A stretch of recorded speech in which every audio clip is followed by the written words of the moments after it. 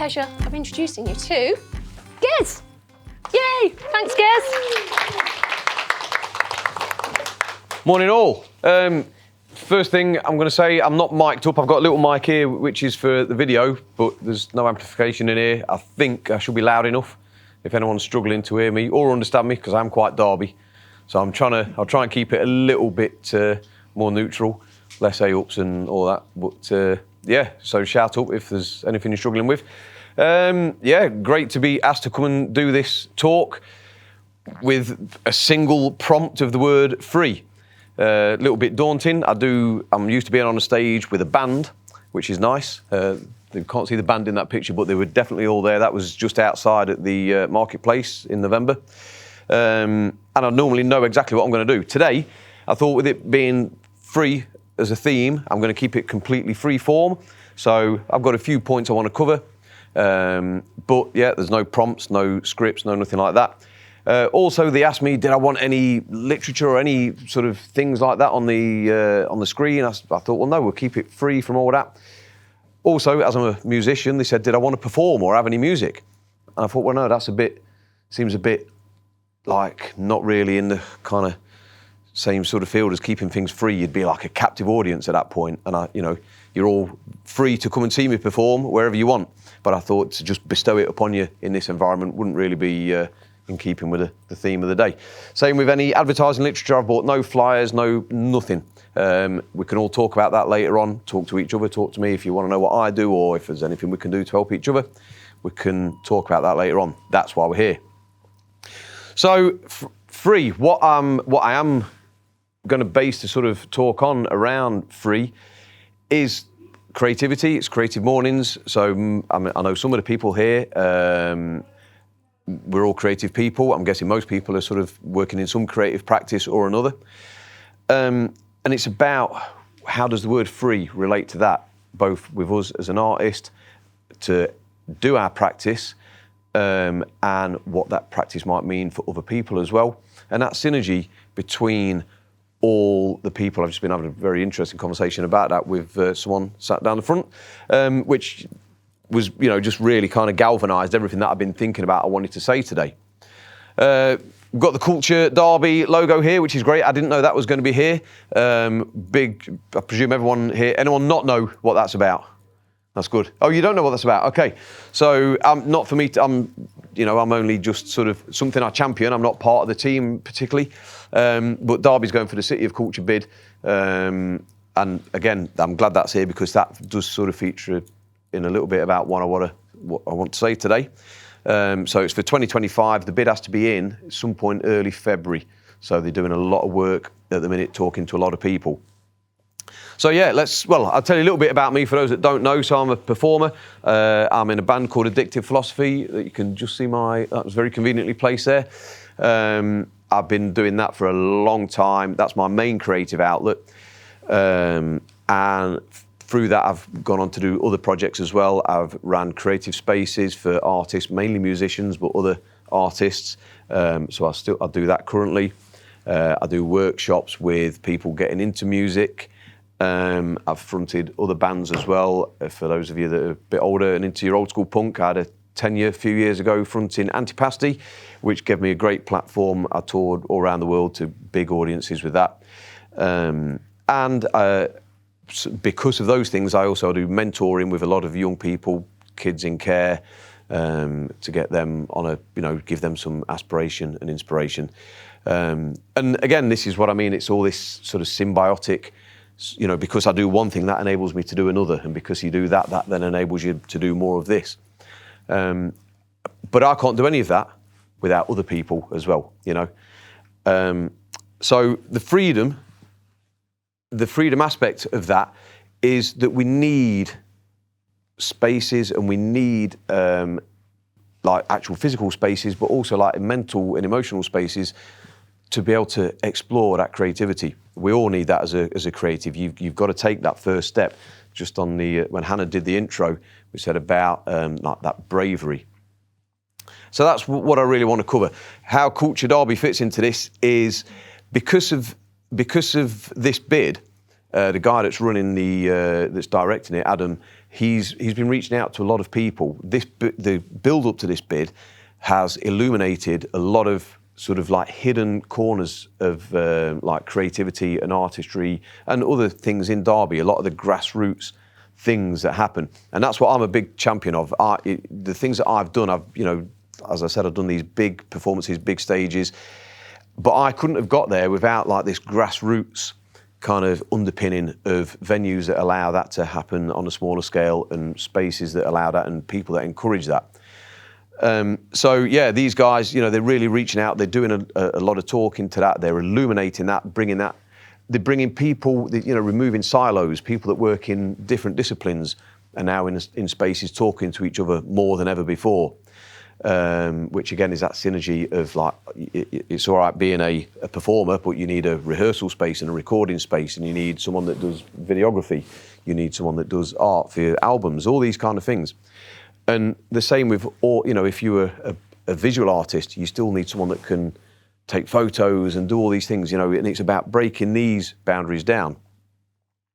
So these guys are doing a lot of that, and in return, obviously, if we're successful with the bid, hopefully that brings a lot of money and work into the city, which then, they can then farm back out, and they will realise that yes, there's this, it's great having these bigger names, these bigger spaces, but it's all underpinned by this grassroots kind of ethos of making stuff happen despite whatever boundaries might be in there.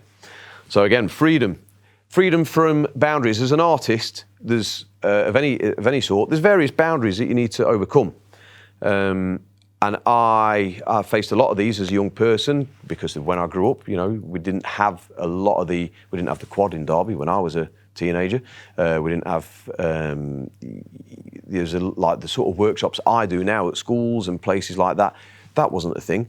If you've seen School of Rock with Jack Black, pretty cool film. That pretty much I do that with other people, and it's a great thing. And the reason I do it is because I didn't have that, so me and a gang of guys and girls, we go into these spaces, we create a space, we get young people in that they think they want to be a musician, they want to be in a band, they want to explore what that's like. So we create that freedom to explore that.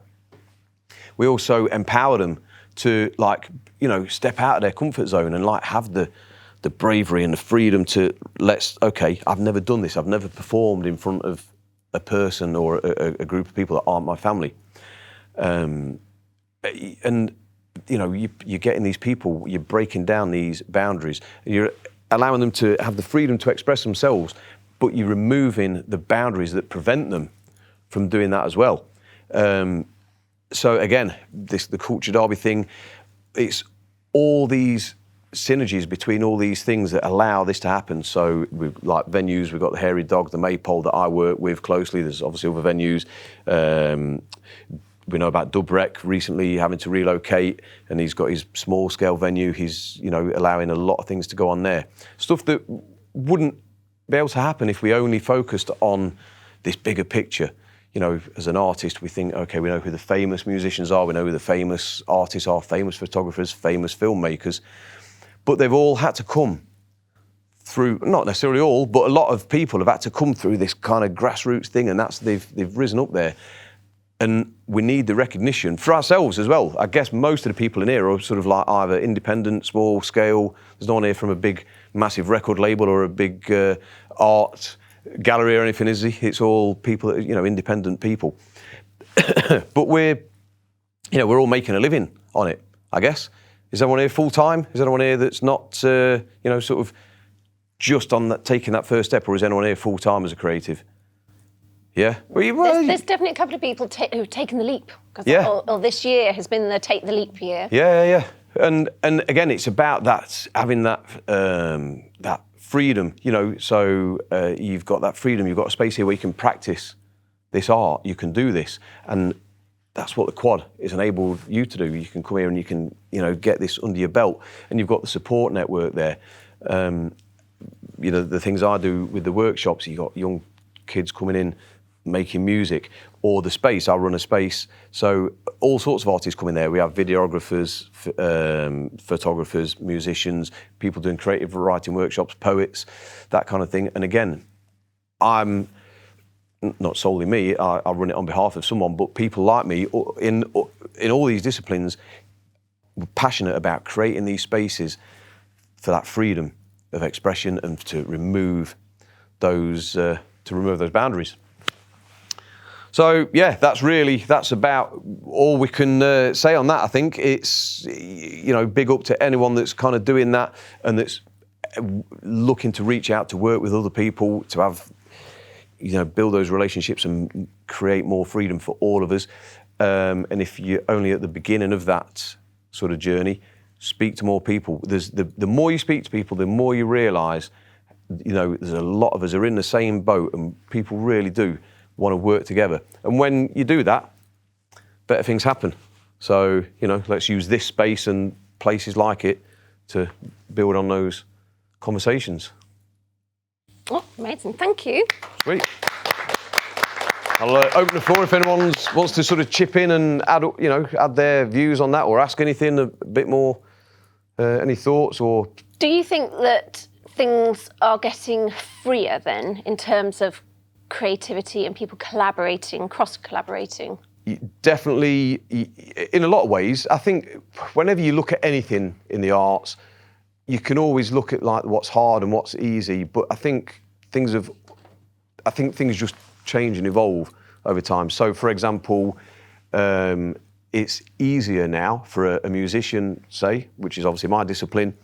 You can get your music out to the world far more easy now. We've got aggregators that can get your music on Spotify, YouTube, or you can just do it all yourself. So that's, it's freer like that, but it's also, as a result of that, there's a lot more content out there, so it's harder to kind of break through.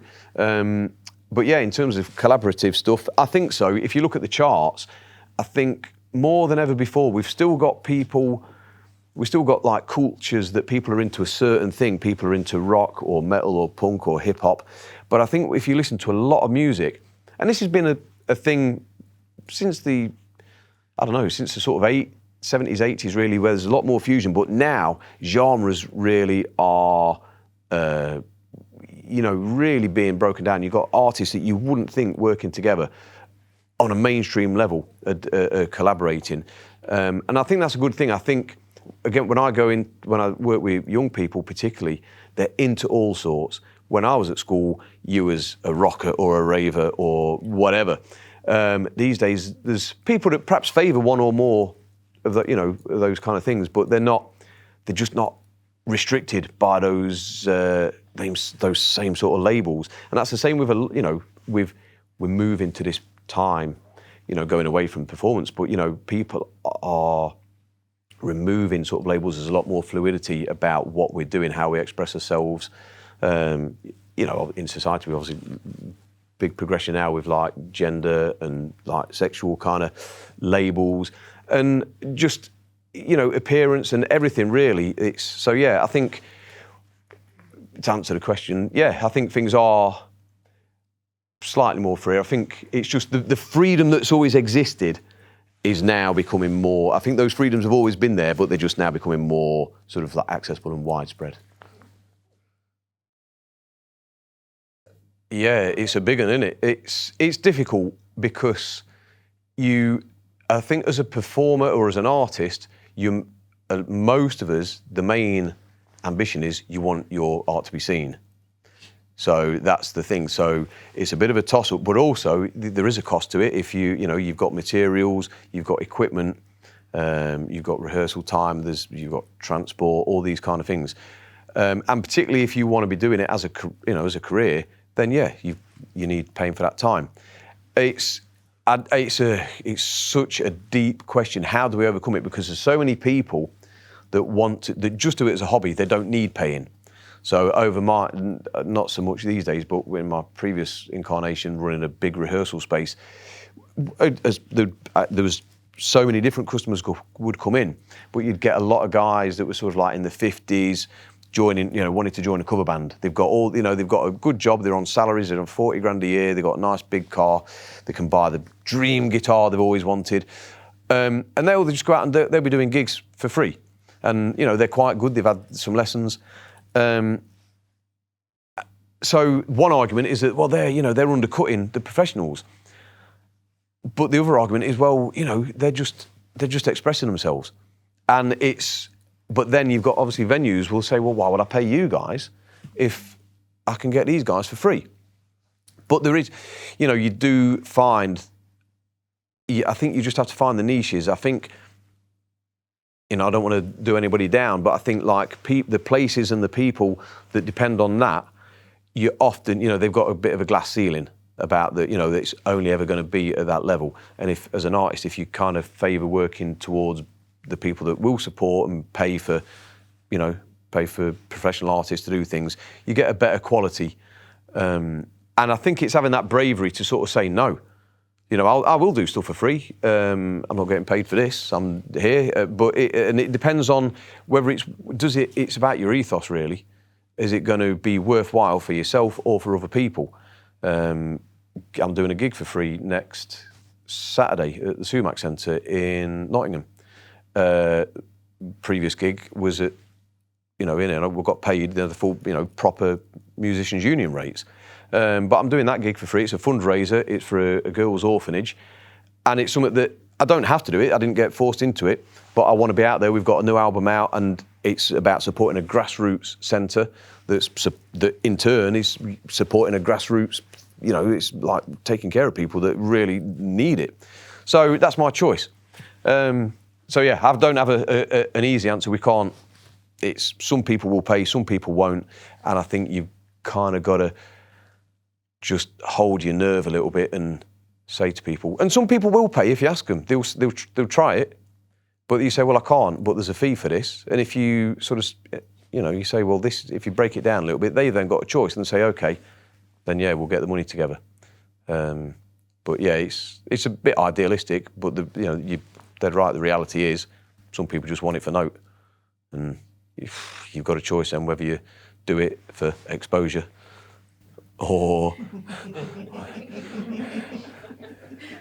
They're all curling their toes at that.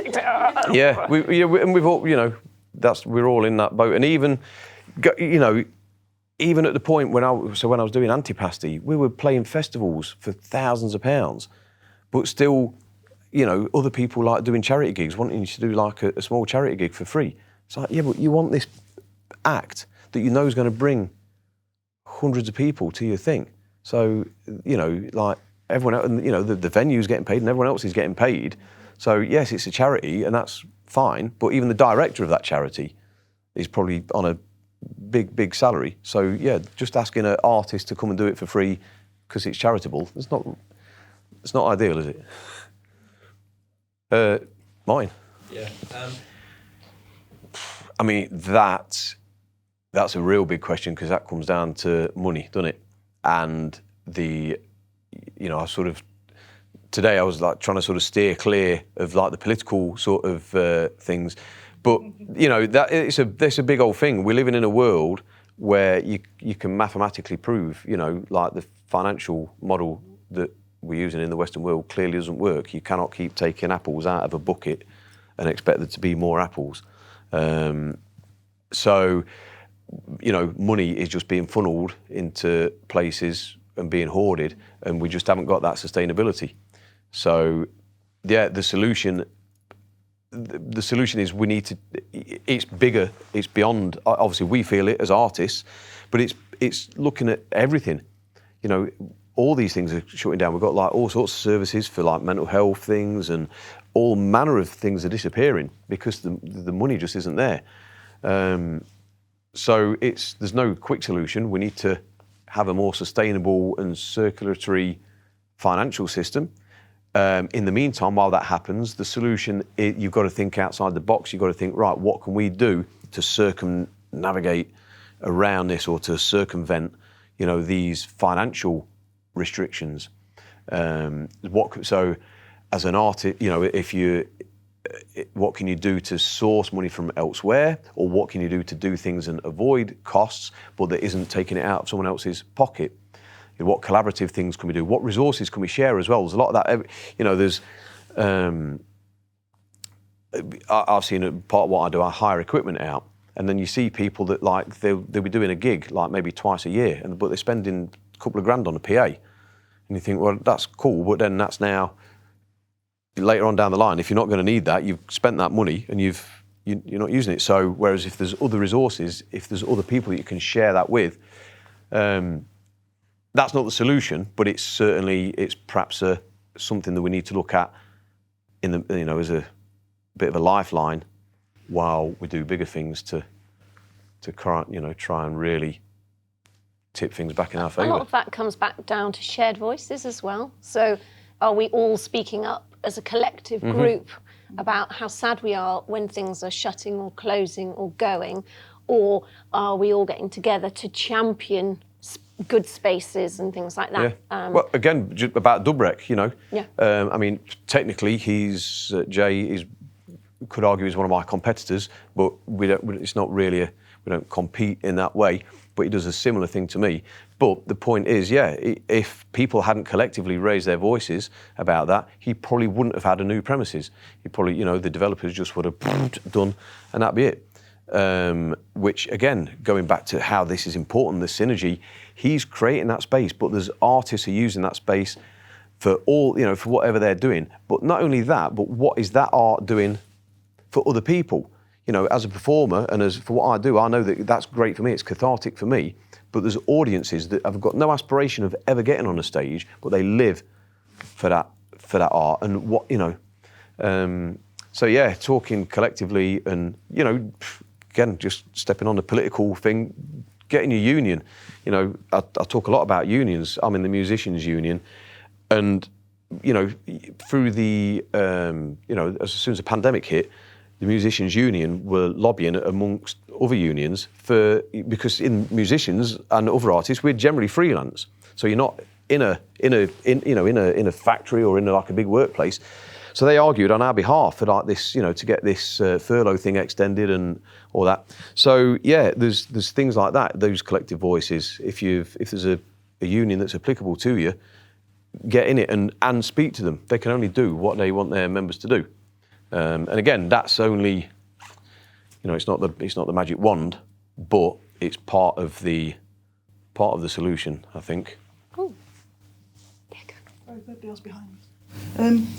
I'd just like you to talk a little bit about the freedom you engender in the young people you work with. Okay, yeah, great one. I mean, that's a big, big passion for me, and obviously you've seen it firsthand.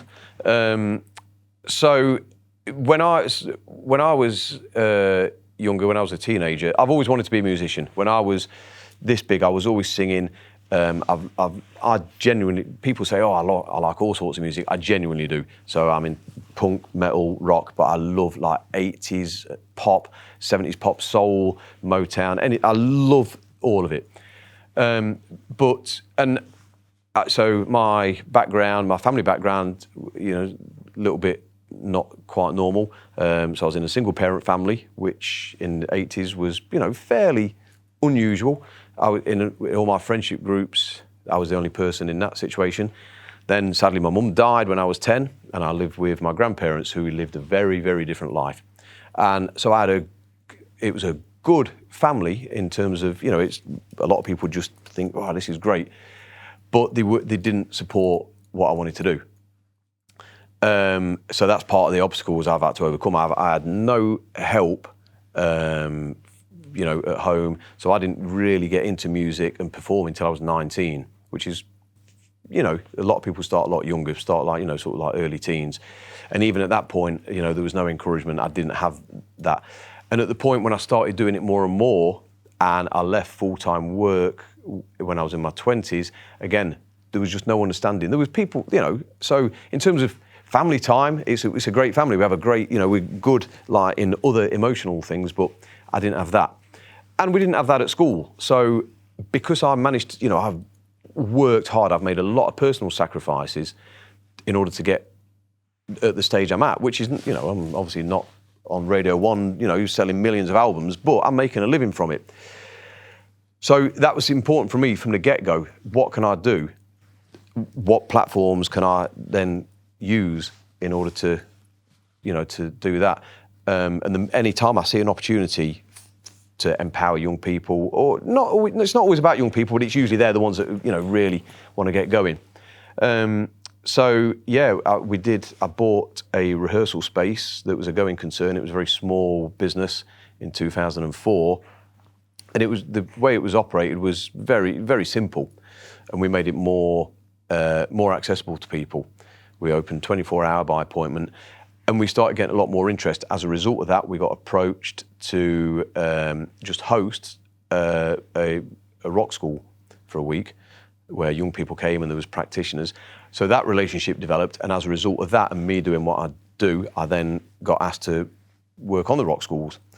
So yeah, and at that point there, it's the change you see in people when they have access to that. And so many, out of all the rock schools I've been on now, there's like a big one a year, which normally has about 30 kids. So when I see, you know, if you manage to keep in touch with these kids and they go on to working in an artistic profession, you know, it's great to see that. And so many kids come back and speak to us and say, you know, we couldn't have done that without this resource. And I know they couldn't have done that without that resource. You know, we've actually absolutely paved that way. And you know, it's a big thing for me. I still do it now, even when I'm not doing workshops. If there's young bands, if I'm doing a gig and I can get a young band on, and if they're really aspiring, or I spend a lot of time working with these bands if they're down at my place, and I'll sort of say, you know, just free of charge, be like, look, this is cool, but are you thinking this far ahead? You know, you're thinking about doing a gig next week to your 20 mates, but where do you want to be in a year? Where do you want to be in 5 years' time? Is this a full-time thing? And if so, let's polish this up now. Yeah, it's a big passion for me, and the more I can do with that, the better. Yeah. As you said, I've seen it firsthand, and those rock schools. Those kids, when they first walk in, are like, I can't stand up in front of anybody. Yeah. But then, at the end of it, they're performing to a huge crowd, and they're like, oh wow, this is what I want to do. Or if it's not something that they get on and do in the future, it, as you say, paves that way for them to go on and do other stuff, because they've been given that confidence to go, actually, I can do this now. It's amazing. In all the rock schools I've done, so let's say 10 years, so let's have 300 kids. There's probably about 25% of them will come in petrified and be like, I'll do the week, but I don't want to perform at the end. And I don't think, out of all those 300 kids, I don't think we've ever had one that's not gone on to perform at the final show. There's been, even up to the last minute, I've had the last one I did, right up, I had 2 young girls in a band, and I put them together. And there was another band that had been on a couple of rock schools before. They had a female singer, and I empowered her. She's only 14, 15, and I got her to sort of, she was quite a good performer, and I got her to spend some time with them, and they were like, oh wow, because it's all right looking at me, but they were like, they're not going to relate to me as much as they're going to relate to a young girl their sort of age that's doing it. So I can say, yeah, go on stage, it's a great time, but I'm just some dude that does that anyway. So that's not only I've empowered these 2 that are absolutely petrified, but this other one that's a bit more confident, she now feels, wow, I've done this. And yeah, so I don't think we've ever had anyone that's refused to perform at the end of it, even though it's right up to the, seconds before we've had to get on that stage. But yeah, they always come through it. And at the end of it, they will always say, I'm so glad I did it. It's a great thing. So, and some of them go on to do it, like say, they'll go on to do it professionally, or at least, as a hobby for a high level. Some won't. Some will think, okay, I don't want to do that again. I've done it. But at least they've had that experience, and they can, they've just got that little bit more awareness of what goes on. Any other questions? Any thoughts on free? Yeah, we still have some. Yeah.